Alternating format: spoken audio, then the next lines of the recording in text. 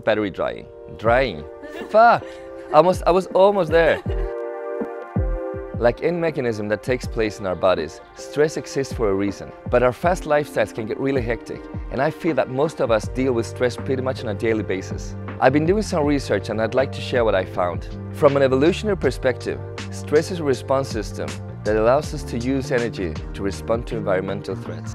For example, if you're in the presence of a predator, your body will get tense, and that gives you a boost of energy so that you can run away as fast as possible. However, most of us rarely find ourselves in situations like this these days. So now we get stressed for reasons that usually don't have to do with our survival, such as pressure from work, interpersonal conflicts, or even small things like your phone battery dying.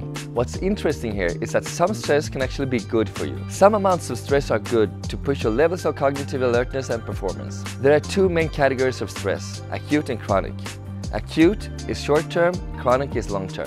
An example of acute stress would be any stress you suffer for a short period of time, like a traffic jam. But if you're a bus driver and you get stuck in numerous traffic jams every day, that acute stress can turn into chronic stress. The body is good at handling acute stress. Blood pressure, heart rate, breathing rate, and muscle tension may increase for a short while. But if you're young, healthy, and in good shape, these quickly return back to their normal levels.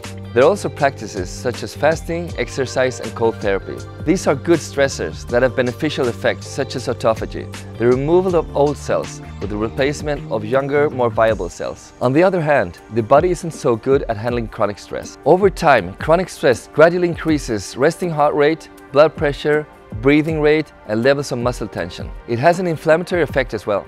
This results in the body having to work even harder when it's at rest to keep you functioning normally. Unfortunately, this has become normalized in our society. If you feel like you might be experiencing chronic stress, it's important to take steps towards relieving some of the symptoms. A healthy diet can help counter the impact of stress by boosting the immune system and lowering blood pressure, while a diet high in inflammatory foods like refined sugar and seed oils can make it much worse. Besides diet, there are also a few other techniques I like to use to alleviate stress. Daily exercise, proper sun exposure, meditation, and spending time with friends and family.